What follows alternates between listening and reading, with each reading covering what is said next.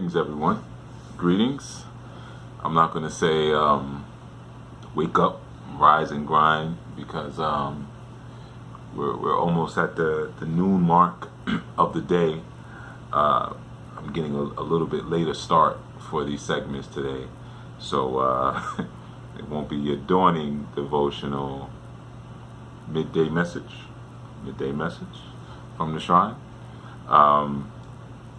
It's Chief Yuya, of course, and brought to you by the Orisha.com. Alright, so yeah, like I said, I'm moving a little delayed here on the message. Alright, and in fact, I'm freestyling even more than I usually freestyle. You know, sometimes that's kind of the thing. You know, I had spoke recently about the energy of the introvert. And, you know, one of the things about introverts, which is good, again, for parents to understand and know, is that it's very difficult for an introvert to conjure false emotions. So that's why sometimes even like public speaking can be a challenge for an introverted personality, because it's hard for them to just turn it on like that, you know, like a salesperson would do. Hey, how's it going? Hey, yeah, come over here. What are you guys looking for? You know, it's very difficult. So yeah, this dawning, I was just in a different kind of headspace, to be honest with you. You know, I just I wanted to reflect and focus on some different things other than this right now. All right, so as time was going, and I'm looking at the clock, and I'm like, oh, I gotta, you know, record the segment for this dawning, and it was just going and going, and I was just like, when I'm feeling the urge is when I'll make it happen. All right, so here we are. It's a little later, but it's definitely organic. And either way, I still will that you rested well last night, and that you had some good astral traveling happening last night. I see we already have some breakdowns from yesterday's story segment already coming in. I see some real thoughtful stuff going on, and I see also some of you went back to listen to the other story that I had referenced and did some you know, some dissection there. You know, a lot of times people ask me when we're doing those things, I need some tunes to get me right. People will ask me, what does this mean? You know, or you said that in the story, or I heard this pataki, or this particular tale. What does this mean? What does that mean? And you know, whenever someone starts talking about the symbolism of something, that's always dangerous, to be honest with you. This symbolizes that. That symbolizes that. And I know you probably hear it a lot, but from a teacher's perspective, it's not really a correct thing to do to a student, to tell them what something should symbolize to them. I mean, you could say this is commonly thought of as this. This is commonly referred to as that. You can look at this that way if you chose to, but to put absolutisms on different symbols is actually a lockdown. It's similar to, like, sometimes people ask me about Baphomet, or they'll reference Baphomet, like, you know, well, these celebrities are praying to Baphomet, you know, or they become conscious, quote unquote, but they're still using terminology like demonic and satanic. So where is that idea coming from? It's coming from your previous programming, because someone has locked in the symbol idea of what a demon is or what Satan is, and you're still applying that same thinking to your journey going forward. You know, so everybody has their own teaching style. I'm not saying one is right and one is wrong, but I do know just from patterns and from my own experience that there's a certain way that you can teach people that can actually bring more harm than good. You know, so usually when I'm teaching things, or like I'm giving a story, usually I won't give a full breakdown. I'll listen to the direction someone's going. I'll nudge them. I'll ask certain questions, because guys probably figured out that's my main method. I'll ask a question, and I'm never asking because I don't understand the answer, but I'm trying to get you to ask yourself the question. Almost like when somebody does something, you say, does that make sense to you? If you had that to do over, would you do it again? Instead of saying, that was dumb, why did you do that? Or why would you say something so foolish? But the thing is like, negative reinforcement doesn't really propel and motivate a person to necessarily move forward into something better. So, we try to keep the reinforcement positive, and we use negativity in its proper place. Negativity is to strip. Sometimes you got to destroy stuff, sometimes you got to strip stuff, and that's a part of it all. So you want negative feedback, you want positive feedback, but there's a way to present each one in a way that's loving and still leaves the person whole. All right, so let me get some let me get some sounds going, and then I'll know what I want to share with you. Not that I haven't already started sharing with you. All right, let's see what we got.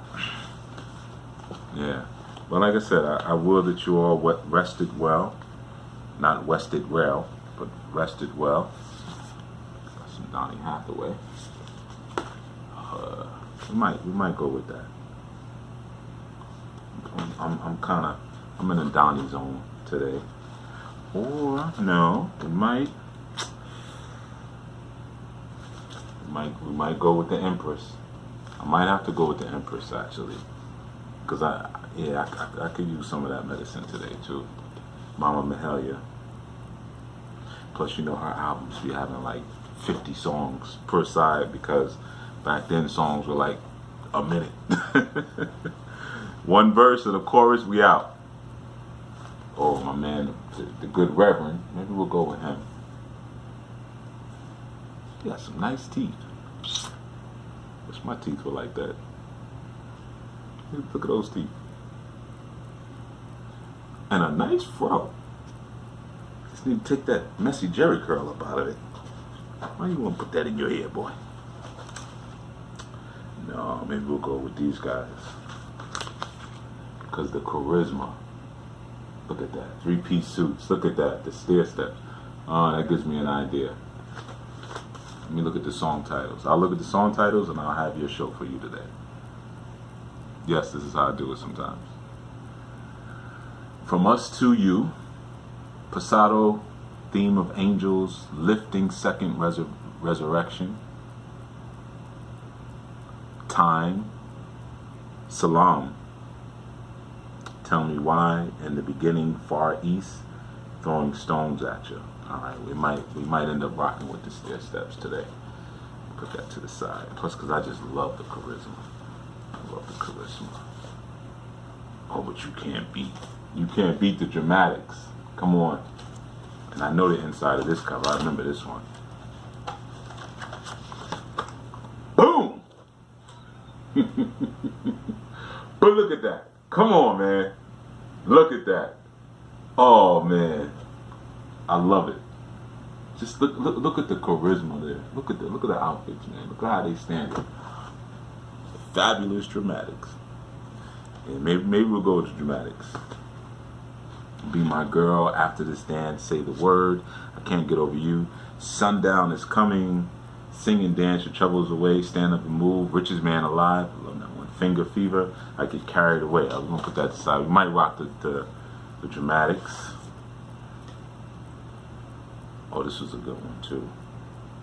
Yeah, this one was recorded in Boston. John Mayall.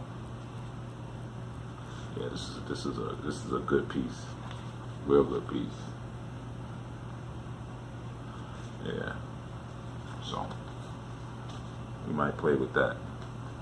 My phone is bugging out a little bit here, so I think it just zoomed in on me, and I didn't ask it to. So just ride with me.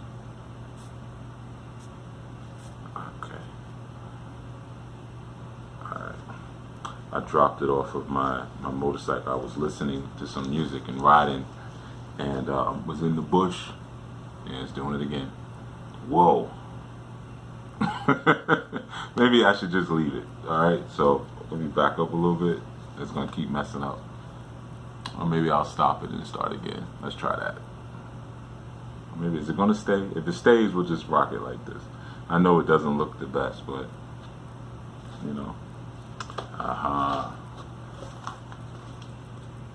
You guys probably don't know. You probably don't want to hear Ozzy speak of the devil. This was a good project, though. Yeah, this was a good project. Sabbath, Bloody Sabbath, because it was a 2-album project. This particular one, you know, Speak to the Devil. But just kind of guessing, you know, the demographic of the people who listen to the. I don't think you guys are probably into Ozzy Osbourne. But let me see if I can get a show idea.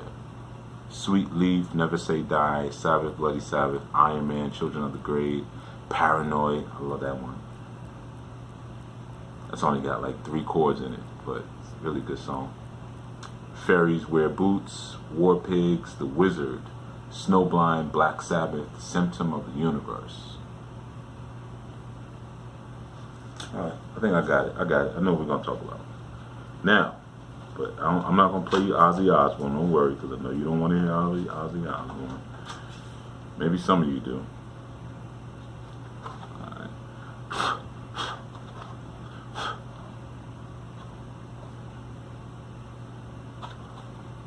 There we go. Just go for the ride. I always tell you guys, just go for the ride sometimes. Alright, now let's see if I can fix the screen.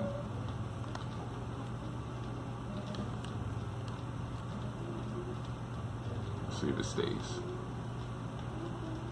We'll find out soon enough. Alright, so this is what we're going to talk about. Nanan Bukuu. I did a show on Nanan Bukuu or Nanan Bukuu.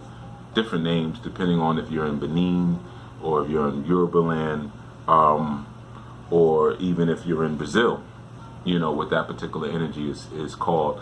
Some of you may know that Nanan is a very old energy, of course, right? But how do you know she's old, right? Is it because we're told she's the old great mother, so forth and so on? Is that how we know, right? We could go by that. We could trust people who say, well, she's old. Or we could trust the internet. But one of the things you always want to do when you're trying to learn about an energy is, one of the easy things is look at the offerings that are given to the energy. And if you have the opportunity, look at the way, look at the way that energy's shrines and altars are established. That tells you a lot, right? So I'm going to tell you how I know that Nanan Bukuu or Bukuu is a very old energy. That's not a dustpan ashtray. But anyway, how it's an old energy is because the way we do ebos for her as priest. First thing, we don't use Ogun. First thing, right? Because that was my first clue when first time I worked with her. No iron knives. We use bamboo knives when we're working with Nanan Bukuu. Now, why do we use bamboo knives? I almost feel like I want to let you answer it, but I'm going to teach you. Don't worry. I'll just do that with the stories, because she's an energy that existed among that particular group of people before the Iron Age. That's why. That's your hint right there. That she, you know, so when you get certain energies and they're like, oh, when we do the ebo, we don't use knives. Sometimes for certain energies, when we're doing ducks, for instance, you twist the head and then you pull. You don't cut. You know, and I know for you animal activists out there, you might not want to hear all of that, but this is the tradition. All right. Well, I shouldn't say this is the tradition. This is just historically the way people have done things. The tradition is here and now. It's this past, future, present. It's all right now. So we can create and evolve the tradition right now in the moment. So anyway, but we use bamboo knives with this particular energy, and that, you know, like when I first worked with, that was my first hint. I was like, wow, she's old. She's old. We use bamboo knives. I can't pull out my buck knife. No. So Nanan Bukuu actually was a part of one of the first trinities. You know, like you sometimes hear me talk about the triplicity of Oduduwa, Obatala, and Orunmila. Before it was Oduduwa, Obatala, and Orunmila, it was Nanan Bukuu and her two children, Omoolu and Osumare. Okay, and then Babalu Aye is also in it, but that's another deeper Lemurian story. Yes, Lemurian. All right. So you had the triplicity of those three, and just like their mother, Omoolu also had a taboo against using metal knives. And again, because we're talking about a time before before the Iron Age. And some energies you'll use copper knives. Why? Because those are energies during the Copper Age, you know. So there's always you can learn about the history of a lot of these energies just by looking at how we work with them a lot of times. But one of the things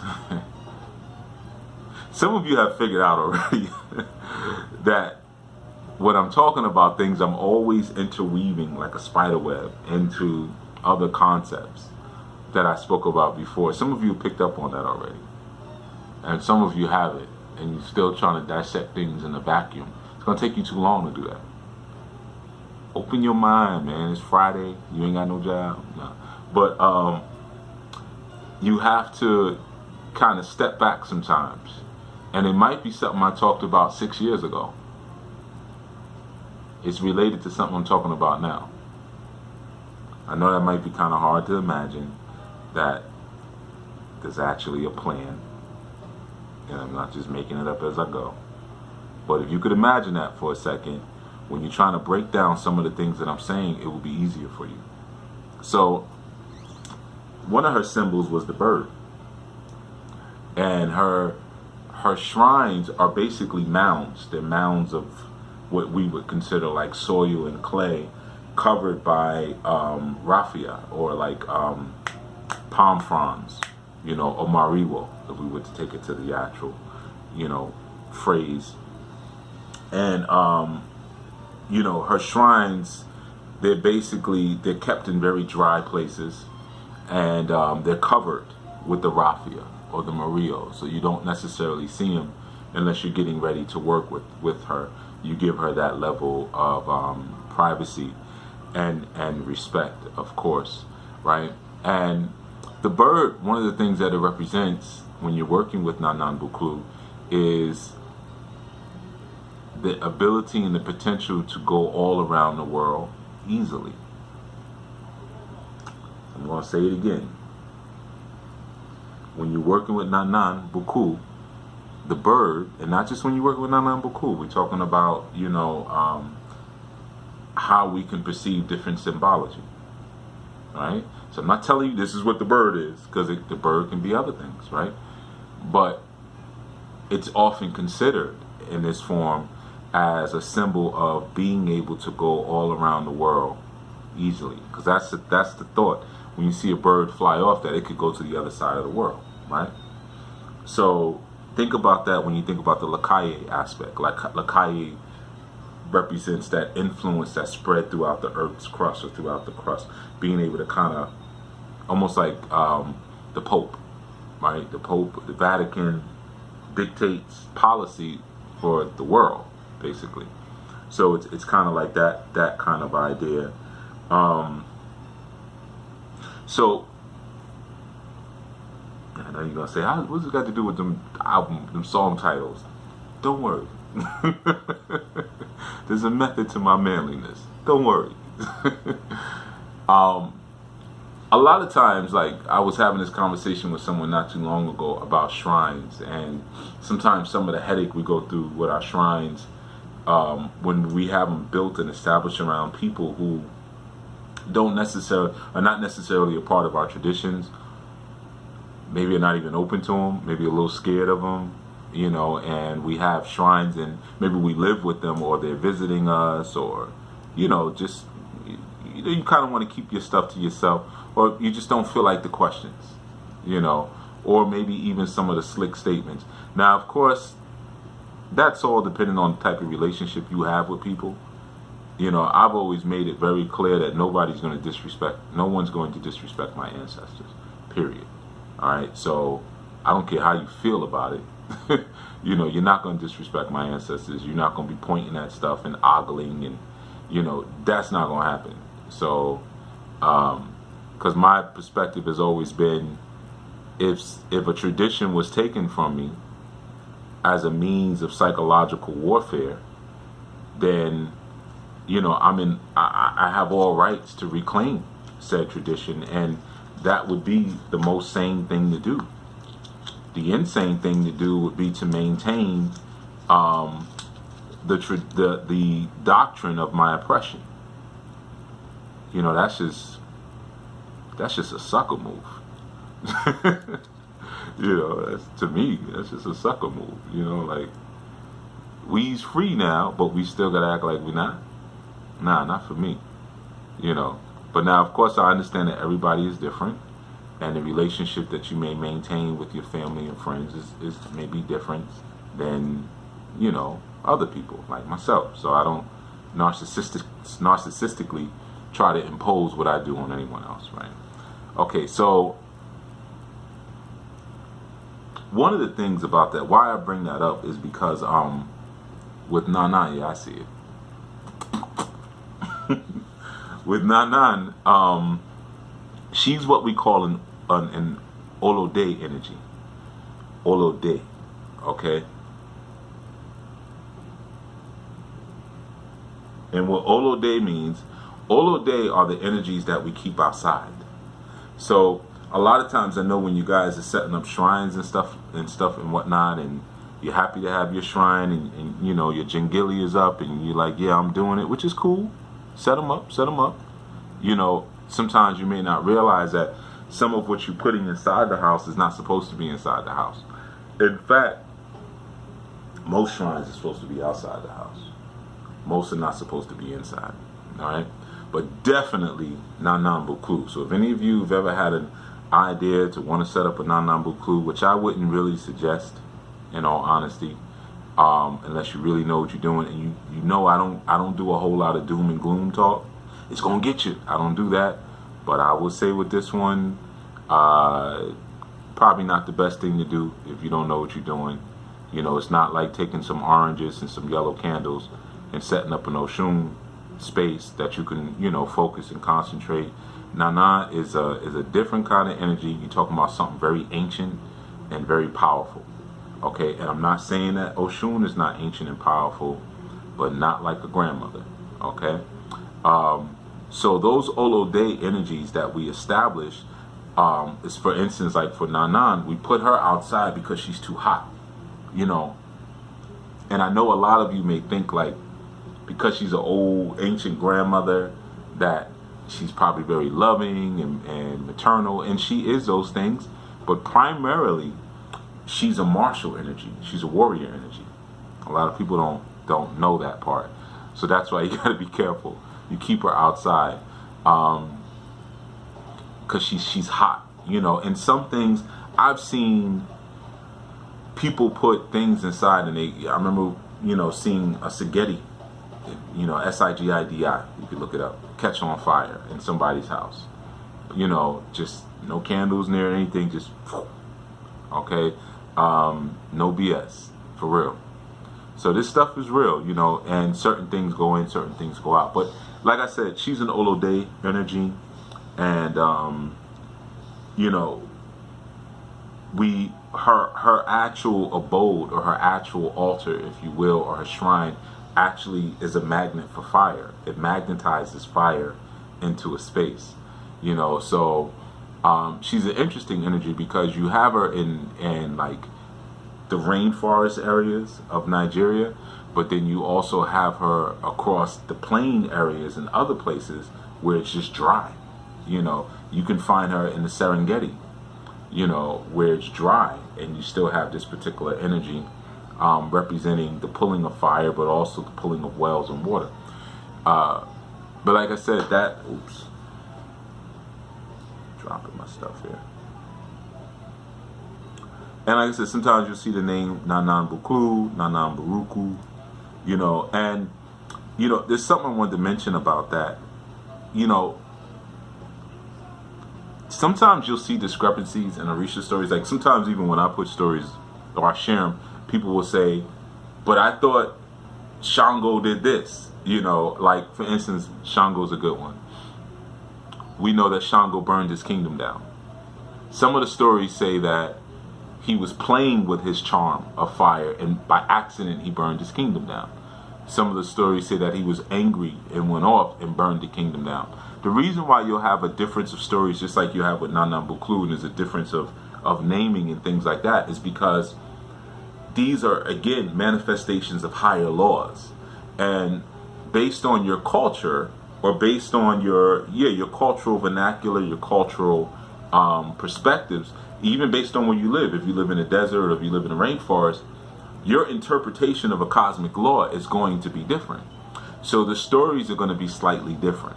You know, like a lot of people don't share that there's another aspect to Shango, for instance, where, you know, Shango wasn't really loved by the elders in his kingdom. He was the fourth ruler of the Oyo kingdom. And the elders didn't really care for him. They had a lot of beef with him. And some say they're the ones who actually exiled him.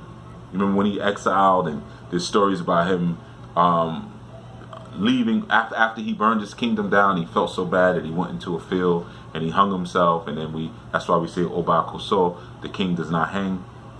But there's other stories, just as old, where the elders exiled him because they didn't like him, right? So which one is the right one? They're both right. You know, it's like Fela, you know, water can drown your child, but you need water get no enemy. You need water to put the fire out. You need water to cook the soup. So I could tell you a story about the ferocity of water. I could tell you a story about the serenity of water. It's all in how the story hits me. If I live in a desert area and I come across a well or a spring, my relationship is different with water than if I live in a rainforest and it's constantly, you know, flooding where I live. My story about Oshun, about the different water energies is going to be different. My stories about the rainbow serpent of Osumare is going to be different in a rainforest than in the desert. So when you see those discrepancies like that, now of course sometimes people make up stuff. I've seen that on the internet. And you got to kind of know the energies and know like what makes sense. Sometimes I've seen stories and I'm like, you made that up. I could tell. Like that doesn't align with anything. You know, I mean, I don't say that to people, but I keep it to myself because I'm not about correcting anybody, especially online. It never comes off right, and it's usually inappropriate to jump in someone's space and like, hold on, wait a minute now. You know, it just shows poor manners. You know, but dropping these ashes all over the place.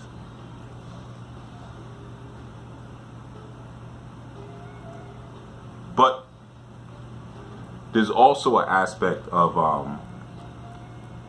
Nanan Buklu where you'll see a part of her stone. You know,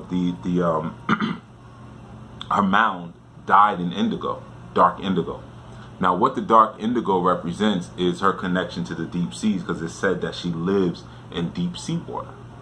See, it's not just Olokun, because again, we're going old now, right? So it's that indigo, and you'll also see that there's a point at the top of her shrines where it's curled at the top, right? So it's not like as shoes where you'll see the point go up, or like, you know, maybe even a knife at the top, but you'll see that curve. And what that curve represents is the placenta. You know, it represents the placenta, that connection to the cosmic womb at all times, or being the progenitor of the cosmic womb. So you see that curve there at the top. All right. So I'm just giving a little cursory information on Nanan Buklu. I did a show on her previously, but I wanted to just highlight that energy, but also this reality too. That's just why I brought up Shango. Just like she's represented by that bird that travels the world, There's a necessity to travel. It's like the saying, a prophet hath no honor in his own home. That is the case for those who bring Ifa. When Orunmila first began to teach, nobody listened to him. So that's why he traveled. He didn't travel just because he felt like walking around, but where he lived, nobody was listening to the wisdom that he was giving. So he ended up settling in Ado, in the Ado region. But he traveled to people who were actually interested in hearing what he had to say.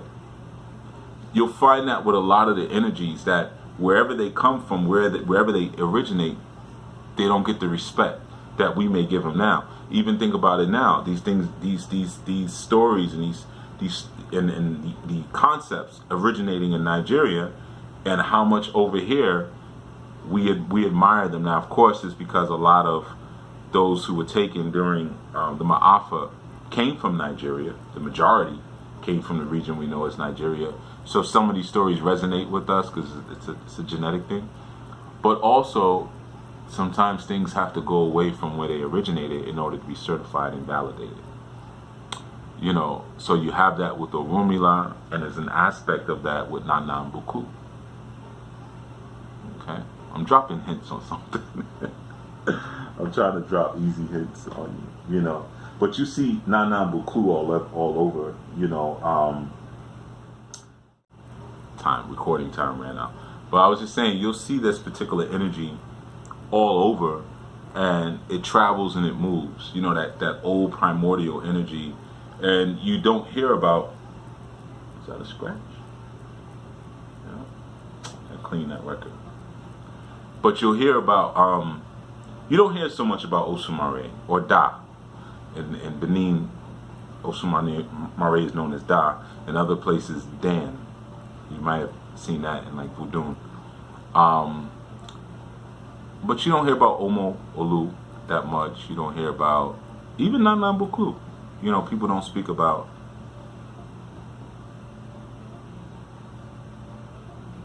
So I'm listening for scratches. I'm sorry. This record shouldn't have any scratch. I think it might have some dust.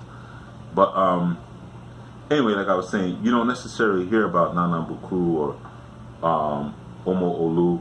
And Omo Olu later, kind of like how Anpu, in Kemetic system, Anpu becomes Osir, or not becomes, but there's a transitioning of the guard where Osir becomes Lord of the Duat, or Lord of the Underworld. Omo Olu, yeah, that sure is.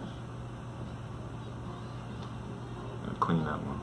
Omo Olu later becomes Babalu Aye. And that's a very interesting movement, you know, very interesting movement, because like I said, we get into the Lemurian aspects, because like I said, we're going way back, way back. All right, so the thought of the day, you know, because what did I just do? I took you all around the world. I told you it's a method. The thought of the day is that sometimes you have to go away from where you originated to get your respect. And the people who you come up with, your family, your friends, those who would look at your shrines and ogle at them, a lot of times those are the most difficult ones to convince, and they're not convinced until you leave and they hear others speak about you. I remember that happening to me once years ago. I used to have an FM radio show in New York, and I was on air one night, and a family member called in, and they were shocked. You know, they didn't know that this is what I did. I wasn't speaking. It wasn't a show about spirituality or Ifa, anything like that. But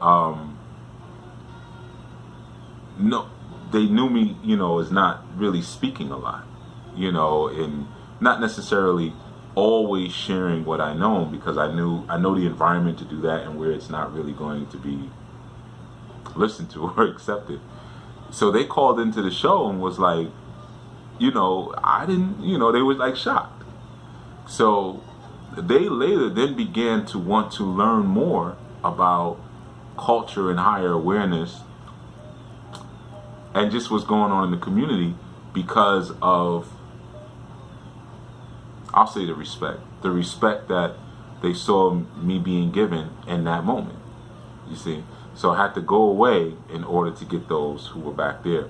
This is sometimes the advice I give some of you when you're so worried about your family members and your children, and I want them to wake up and this and that.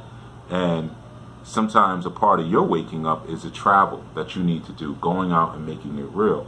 And you have to get beyond your fear of leaving your comfort zone in order to be able to come back, or to have your words reverberate back from the other side of the water, or the other side of the wall, the other side of town, have it reverberate back, and people hear it, and slaps them in their face, say, whoa, that was deep, who's that?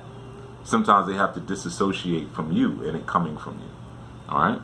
So I wanted to just share that, especially for those of you who are currently struggling with family members who are not interested, children who are not interested, friends who are not interested. You know, Orunmila went through the same thing. You know, and if Orunmila can go through it and conquer it, I'm sure that we can, because we have Orunmila within us, and even the ancient energy of Nanan Bukuu and Oshumare and Obalue, or again Omo Olu, earlier name. Okay, and there was an earlier name before that. These are very old energies. You've seen these energies a lot and didn't even know it was them. You've seen them in other folklore because they've traveled the world so much. The rainbow serpent, the father of sickness, and the great mother. You've seen them. You just didn't know it was them. You saw them in Nordic mythology. You saw them in different European mythology, different Asian mythologies. I mean, I'm just going through. In the Bhagavad Gita, they started a lot of religions. A lot. Alright? But that's your message. Alright? So keep traveling. Safe day. I can't say on your drive to work because we're a little later. But keep moving well. Keep moving safe. And just think about, you know, sometimes some of the moves that you need to make out of your comfort zone in order to get certified and to get your weight up as a healer, or as a teacher, or as just one who's seeking to live this way of life. All right.